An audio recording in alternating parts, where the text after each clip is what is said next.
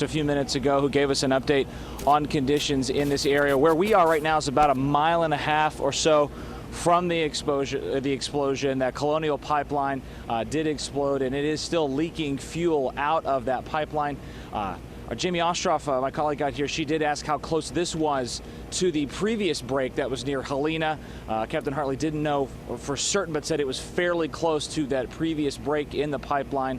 And again, there are massive amounts of response units out here dealing with that. An evacuation zone has been pushed back 3 miles away from this. It's not a very crowded residential area here. There are a few residences behind me up the road here, and they are asking those people to get out of their homes. There have been other residents trying to get in who have been trying to check on animals, trying to check on property.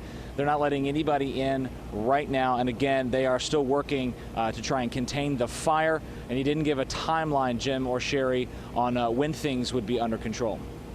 Okay, Michael, we've been talking with the sheriff, and right now we have Jeremy Hughes on the phone. He lives right about 3 miles out from that, and he said that they have been told just to kind of be on standby because they may have to evacuate. If you can ask while you're over there whether or not they have any intention of expanding that and what would be the criterion for that, as those viewers who live a little bit outside from that may be concerned.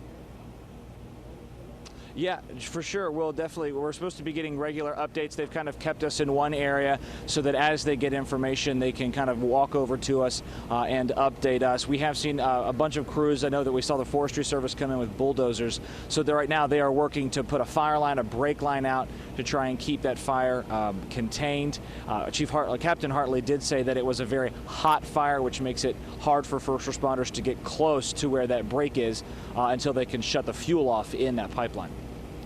Michael, they update us on the crew that was on the site when the explosion happened? I know we've had reports of 6 or 7 people transported to UAB, but I assume everyone else is out of the burn area there, that just those 6 or 7 people are we dealing with the injuries there? Haven't heard much beyond the 6 or 7 injuries that we've heard that have been transported back to Birmingham.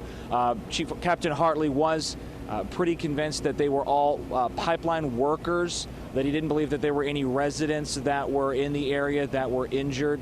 He was going to work on getting more information on that, but he did believe about 6 or 7, they were all taken back to UAB, and he believed that they were all pipeline workers there on site.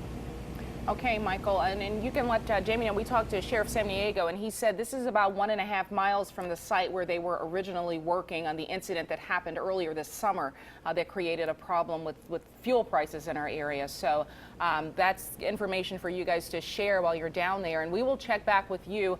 We want to talk back to Jeremy Hughes, who's